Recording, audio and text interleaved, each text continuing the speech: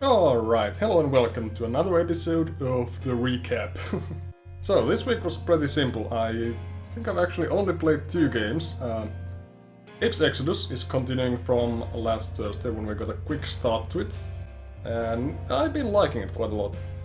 One problem was that one of my friends did mention this Thursday that it looks boring.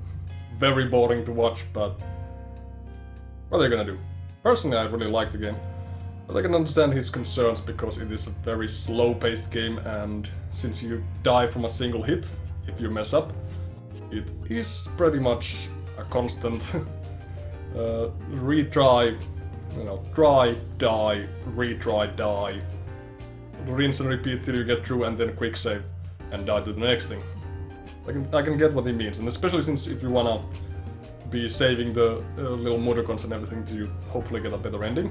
Which there are 300 of them. There was 100 in the original, and you needed, or in Exoddus, you needed 51, I think, so over half to get the good ending, where you don't die, basically. That was the good part of the ending.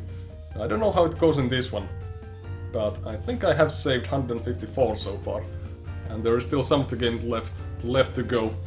Which also I thought I would be beating it last Thursday because I was going into the Soulstone breweries, like the actual brewery, which originally I thought I was there already, but it's in several segments and everything. But the last part especially is made out to be, it's got several sort of these segmented areas within it, like hubs.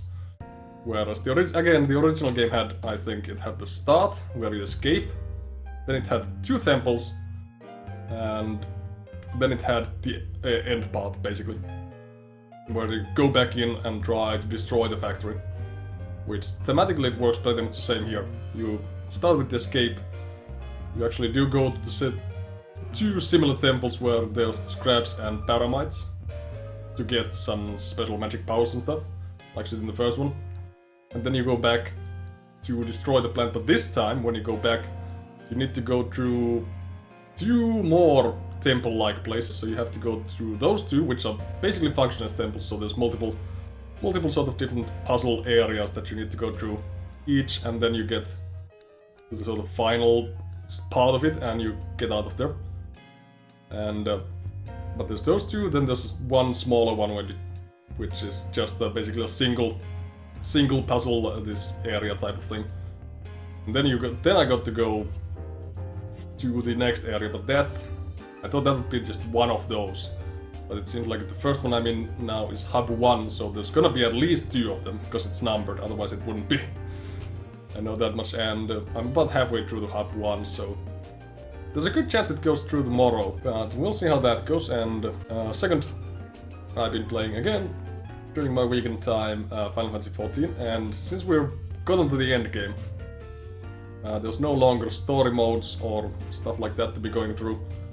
So I've been doing a lot of...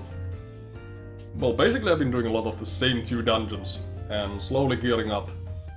And today I got to the point where I only need 2 more accessories, which are the cheapest kind. Which means I need to do, I think, about 4 dungeon runs. And I today realized that there's a couple of other duty roulette things that I can do also, to get a bit more variety.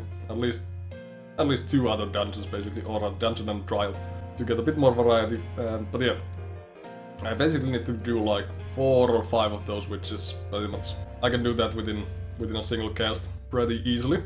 And then I will have an item level 170 gear, which will unlock 2 more dungeons at least. So there should be coming a bit more variety there soon enough.